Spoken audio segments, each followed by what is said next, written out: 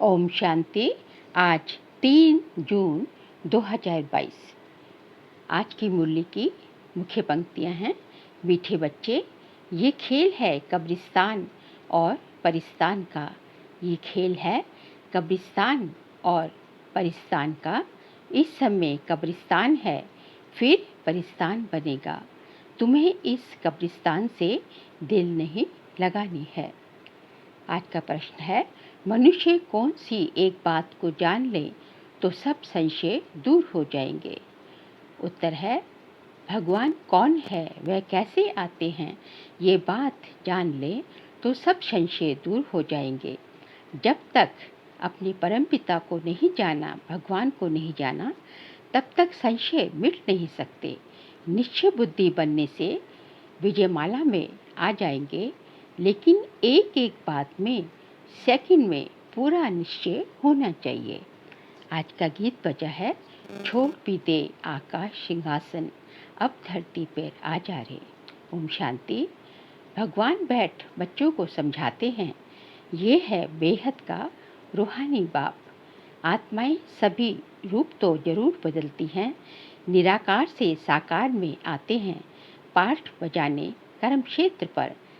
बच्चे कहते हैं, बाबा आप भी हमारे माफिक रूप बदलो, जरूर साकार रूप धारण करके ही तो ज्ञान देंगे ना, मनुष्य का ही रूप लेंगे ना। बच्चे भी जानते हैं हम निराकार हैं, फिर साकार बनते हैं, बरोबर ही ऐसे ही है। वह है निराकारी दुनिया। ये बाप बैठ सुनाते हैं, कहते हैं, तुम अपनी 84 जन्मों की कहानी को नहीं जानते हो। मैं इनमें प्रवेश कर इनको समझा रहा हूँ, ये तो नहीं जानते हैं ना। कृष्ण तो सतयुग का प्रिंस है, इनको आना पड़ता है पतित दुनिया, पतित शरीर में। कृष्ण गोरा था, फिर काला कैसे हुआ, ये कोई जानते नहीं। कहते हैं सर्प ने डसा। वास्तव में ये है 5 विकारों की बात। काम चिता पर बैठने से काले बन जाते हैं। श्याम सुंदर कृष्ण को ही कहा जाता है। मेरा तो शरीर ही नहीं है जो गोरा व सावरा बने। बाबा कहते हैं, मेरा तो शरीर ही नहीं है क्योंकि मैं गोरा व सावरा बनूं। मैं तो एवर पावन हूँ। मैं कल्प कल्प संगम पर आता हूँ। जब कलयुग का अंत सतयुग का आदि होता है, मुझे ही आकर स्वर्ग की स्थापना करनी है। सतयुग है सुखधाम, कलयुग है दुखधाम। इस समय मनुष्य मात्र सब पतित हैं। सतयुग के लक्ष्मी नारायण महाराजा महारानी की गवर्नमेंट को भ्रष्टाचारी तो नहीं कहेंगे। यहाँ सब है पतित। भारत स्वर्ग था तो देवी देवताओं का राज्य था। एक ही धर्म था, संपूर्ण पावन श्रेष्ठाचारी थे। भ्रष्टाचारी शिष्टाचारियों की पूजा करते हैं। सन्यासी पवित्र बनते हैं तो अपवित्र उनको माथा टेकते हैं। सन्यासी को गृहस्थी फॉलो तो कुछ करते नहीं, सिर्फ कह देते हैं मैं फलाने सन्यासी का फॉलोवर्स हूँ। सो तो जब फॉलो करो, तुम भी सन्यासी बन जाओ, तब कहेंगे फॉलोअर। गृहस्थी फॉलोअर्स बनते हैं, परंतु वह पवित्र तो बनते नहीं। न सन्यासी उनको समझाते हैं, न वे खुद समझते हैं कि हम फॉलो तो करते नहीं हैं। यहाँ तो पूरा फॉलो करना है माता पिता को। गाया जाता है, फॉलो फादर मदर और संग बुद्धि युग तोड़ना है। सभी देहधारियों से तोड़, मुझ एक बाप से एक भगवान से जोड़ो, तो भगवान के पास पहुँच जाएंगे, फिर सतयुग में आ जाएंगे। तुम ऑलराउंडर हो, 84 जन्म लेते हो। आदि से अंत तक, अंत से आदि तक तुम जानते हो हमारा ऑलराउंड पाठ चलता है। दूसरे धर्म वालों का आदि से अंत तक पाठ नहीं चलता है। आदि सनातन है ही एक देवी देवता धर्म। पहले पहले सूर्यवंशी थे। आगे बाबा कहते हैं, अब तुम जानते हो हम ऑलराउंड 84 जन्मों का चक्कर लगाते हैं। बाद में आने वाले तो ऑलराउंडर हो न सके। ये समझ की बात है ना, बाप के सिवाय कोई समझा न सके। पहले पहले है ही डिटिज्म। डिटिज्म मतलब देवी देवता धर्म। आधा कल्प सूर्यवंशी चंद्रवंशी राज्य चलता है। अभी तो ये बहुत छोटा सा युग है। इनको ही संगम कहते हैं, कुंभ भी कहते हैं। उनको ही याद करते हैं। हे परमपिता परमात्मा, आकर हम पतितों को पावन बनाओ। बाप से मिलने के लिए कितना भटकते रहते हैं, भगवान से मिलने के लिए कितना भटकते रहते हैं। यज्ञ तप दान पुण्य आदि करते रहते हैं। द्वापर से तो सब कुछ यही किया ना हमने, फायदा कुछ भी नहीं होता। अब तुम भटकने से छूट गए हो। वह है भक्ति कांड, ये है ज्ञान कांड।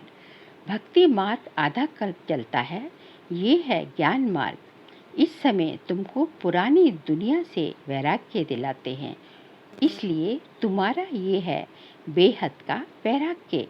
क्योंकि तुम जानते हो ये सारी दुनिया कब्रिस्तान होनी है। हमें जो है पूरी पुरानी दुनिया, जो ये दुनिया अभी चल रही है, जो है इससे हमें बाबा जो है वैराग्य दिलाते हैं। इसलिए जो है हमारा वैराग्य कौन सा है? बेहद का वैराग्य। हमारा जो है अपने घर से या किसी 2-4 लोगों से नहीं है, इस पूरी पुरानी दुनिया से ही हमको वैराग्य दिलाते हैं भगवान। इसलिए बेहद का वैराग्य। और सन्यासियों का होता है हद का वैराग्य। इस समय कब्रिस्तान है, फिर परिस्तान बनेगा। कलयुग है कब्रिस्तान और फिर सतयुग में बनेगा परिस्तान। ये खेल है कब्रिस्तान और परिस्तान का। भगवान परिस्तान स्थापन करते हैं, जिसको याद करते हैं। रावण को कोई याद नहीं करते हैं। मुख्य एक बात समझने से फिर सब संशय मिट जाएंगे। जब तक पहले बाप को नहीं जाना है तो संशय बुद्धि ही रहेंगे। संशय बुद्धि विनश्यन्ति। बरोबर हम सब आत्माओं का वह बाप है, वही बेहद का वर्षा देते हैं। हद का वर्षा नहीं, बेहद का। हद का वर्षा तो हमारे जन्म देने वाले माता पिता देते हैं, लेकिन ये बेहद का जो है 21 जन्मों के लिए जो है वर्षा देते हैं। निश्चय से ही विजयमाला में पिरो सकते हैं। एक एक अक्षर में सेकंड में निश्चय होना चाहिए। बाबा कहते हैं तो पूरा निश्चय होना चाहिए ना। बाप निराकार को कहा जाता है। ऐसे तो गांधी को भी बापूजी कहते थे, परंतु यहाँ तो वर्ड का बापू चाहिए ना। वे तो है ही वर्ल्ड का गॉडफादर। वर्ल्ड का गॉडफादर वह तो बहुत बड़ा हुआ ना, उनसे वर्ल्ड की बादशाही मिलती है। वर्ल्ड का गॉडफादर कौन हुआ? परमपिता परमात्मा शिव। ब्रह्मा द्वारा स्थापना होती है विष्णु के राज्य की। तुम जानते हो हम ही विश्व के मालिक थे। हम सो देवी देवता थे, फिर चंद्रवंशी वैश्यवंशी शूद्रवंशी बने। इन सब बातों को तुम बच्चे ही समझते हो। बाबा कहते भी हैं इस मेरे ज्ञान यज्ञ में विघ्न बहुत पड़ते हैं। ये है रुद्र ज्ञान यज्ञ। इससे विनाश ज्वाला प्रज्वलित होती है। इसमें सारी पुरानी दुनिया खत्म हो, एक देवता धर्म की स्थापना हो जाएगी। सारी पुरानी दुनिया खत्म होकर एक देवी देवता धर्म स्थापन हो जाएगा। तुमको समझाने वाला बाप है, वे सच बोलते हैं। नर से नारायण बनने की सत्य कथा सुनाते हैं। ये कथा तुम अभी ही सुनते हो, ये कोई परंपरा नहीं चलती है। आगे बाबा कहते हैं, अब बाप कहते हैं तुमने 84 जन्म पूरे किए, अब फिर नई दुनिया में तुम्हारा राज्य होगा। ये है राजयोग का ज्ञान। सहज राजयोग की नॉलेज एक परमपिता परमात्मा के पास ही है, जिसको प्राचीन भारत का राजयोग कहते हैं। बरोबर कलयुग को सतयुग बनाया था। किसने बनाया था? भगवान ने बनाया था। विनाश भी शुरू हुआ था। मूसलों की ही बात है। सतयुग त्रेता में तो कोई लड़ाई होती नहीं, बाद में शुरू होती है। ये मूसलों की है लास्ट लड़ाई। आगे तलवार से लड़ते थे, फिर बंदूकबाजी चलाई, फिर तोप निकाली, अब बॉम्ब्स निकालते हैं। नहीं तो सारी दुनिया का विनाश कैसे हो। फिर उनके साथ नेचुरल कैलेमिटीज़ भी हैं। मूसलाधार बरसात, फैमन, ये है नेचुरल कैलेमिटीज़। समझो अर्थक्वेक होती है, उसको कहते हैं नेचुरल कैलेमिटीज़। उसमें कोई क्या कर सकते हैं। कोई ने अपना इंश्योरेंस भी किया हो तो कौन और किसको देगा। सब मर जाएंगे, किसको कुछ भी मिलेगा नहीं। अभी तुम फिर इंश्योर करना है बाप के पास, अभी तुम्हें फिर इंश्योर करना है भगवान के पास। इंश्योर भक्ति में भी करते हैं, परंतु वह आधा कल्प का रिटर्न मिलता है। ये तो तुम डायरेक्ट इंश्योर करते हो। भक्ति मार्ग में जो है इंश्योर जो करते इनडायरेक्ट करते हैं, लेकिन यहाँ डायरेक्ट जो है भगवान के पास जो है इंश्योर करते हैं। भक्ति मार्ग में जो फल मिलता है वो जो करते देते तो भगवान ही है। भक्ति मार्ग में भी परमात्मा ही जो है फल देते हैं, लेकिन जो है जिस भक्त की जो है जिसमें आस्था होती है उसके थ्रू देते हैं। लेकिन यहाँ जो है डायरेक्ट परमात्मा शिव जो है तुम्हें वो जो है 21 जन्मों के लिए तुम्हें उसका जो है सब कुछ जो है स्वर्ग की बादशाही देते हैं। कोई सब कुछ इंश्योर करेगा तो उसको बादशाही मिल जाएगी। जैसे बाबा अपना बतलाते हैं, सब कुछ दे दिया ब्रह्मा बाबा ने, बाबा पास फुल इंश्योर कर दिया तो फुल बादशाही मिलती है। बाकी तो ये दुनिया ही खत्म हो जाती है। ये है मृत्यु लोक, किनकी दबी रही धूल में किनकी राजा खाए। जब कहाँ आग लगती है व कोई आफत आती है तो चोर लोग लूटते हैं। ये समय ही अंत का है, इसलिए अब बाबा को भगवान को याद करना है, मदद करनी है। आगे कहा, इस समय सब पतित है, वह पावन दुनिया स्थापन कर न सके। ये तो बाबा का ही काम है। भगवान को ही बुलाते हैं, निराकारी दुनिया से आओ, आकर रूप धरो। तो बाबा कहते हैं, मैं साकार में आया हूँ, रूप धरा है, परंतु हमेशा इसमें नहीं रह सकता हूँ। सवारी कोई सारा दिन थोड़ी ही होती है। बाबा कहते हैं मैं हमेशा नहीं रह सकता। ब्रह्मा बाबा के तन में आता हूँ और फिर जाता हूँ, आना जाना मेरा चलता रहता है, हमेशा नहीं रह सकता। बैल की सवारी दिखाते हैं, भाग्यशाली रथ मनुष्य का दिखाते हैं। अब ये राइट है या वह है, गौशाला दिखाते हैं ना, गौमुख भी दिखाया है। बैल पर सवारी और फिर गौमुख से नॉलेज देते हैं। ये ज्ञान अमृत निकलता है। अर्थ है ना, गौमुख का मंदिर भी है। बहुत लोग जाते हैं तो समझते हैं गौ के मुख से अमृत टपकता है, वह जाकर पीना है। 700 सीढ़ियाँ हैं, सबसे बड़ा गौमुख तो ये है।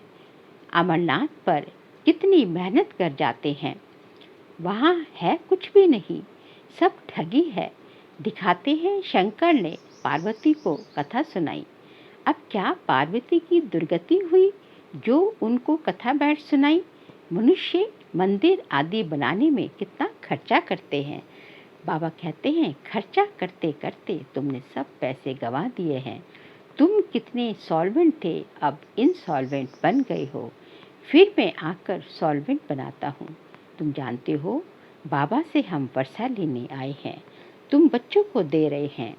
भारत है परमपिता परमात्मा का बर्थ प्लेस, तो सबसे बड़ा तीर्थ हुआ ना। फिर सर्व पतितों को पावन भी बाबा ही बनाते हैं। गीता में अगर बाप का नाम होता तो सभी यहाँ आकर फूल चढ़ाते। बाबा कहते थे गीता में जो है परमात्मा शिव का नाम होता तो सभी जो है यहाँ आकर फूल चढ़ाते।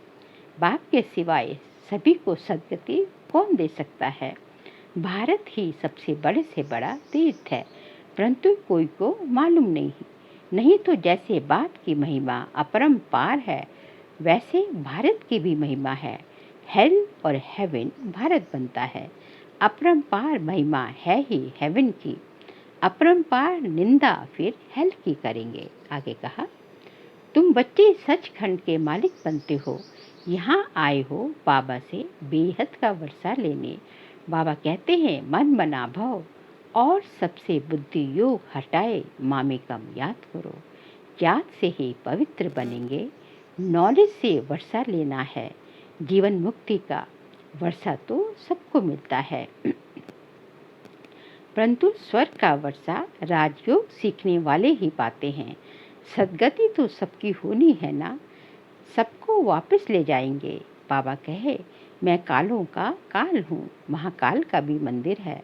बाबा ने समझाया है, अंत में प्रत्यक्षता होगी तब समझेंगे कि बरोबर इन्हों को बतलाने वाला बेहद का बाप ही है। कथा सुनाने वाले अगर अब कहें गीता का भगवान कृष्ण नहीं शिव है, तो सब कहेंगे इनको भी बीके का भूत लग गया है, इसलिए इन्हों का अभी टाइम नहीं है। पिछाड़ी को सब मानेंगे, अभी मान लेवें तो उन्हों की भी सारी ग्राहकी चली जाए। किसकी? कथा सुनाने वालों की। अच्छा, मीठे मीठे सीख लेते बच्चों प्रति माता पिता बाप दादा का याद प्यार और गुड मॉर्निंग। रूहानी बाप की रूहानी बच्चों को नमस्ते। हम रूहानी बच्चों की रूहानी बाप दादा को नमस्ते नमस्ते नमस्ते। सार के लिए पॉइंट्स है, और सब संग तोड़ माता पिता को पूरा पूरा फॉलो करना है। इस पुरानी दुनिया से बेहद का वैराग्य रख इसे भूल जाना है। ये अंत का समय है। सब खत्म होने के पहले अपने पास जो कुछ है उसे इंश्योर कर भविष्य में फुल बादशाही का अधिकार लेना है। आज का वरदान है, ब्राह्मण जीवन में सदा खुशी की खुराक खाने और खिलाने वाले श्रेष्ठ नसीबवान भव। ब्राह्मण जीवन में सदा खुशी की खुराक खाने और खिलाने वाले श्रेष्ठ नसीबवान भव। विश्व के मालिक के हम पालक सो मालिक हैं। इसी ईश्वरीय नशे और खुशी में रहो, वहाँ मेरा श्रेष्ठ भाग्य अर्थात नसीब। इसी खुशी के झूले में सदा झूलते रहो, सदा खुश नसीब भी हो और सदा खुशी की खुराक खाते और खिलाते भी हो। औरों को भी खुशी का महादान दे खुश नसीब बनाते हो। आपकी जीवन ही खुशी है, खुश रहना ही जीना है। यही ब्राह्मण जीवन का श्रेष्ठ वरदान है। खुश रहना और सबको खुशी बांटना।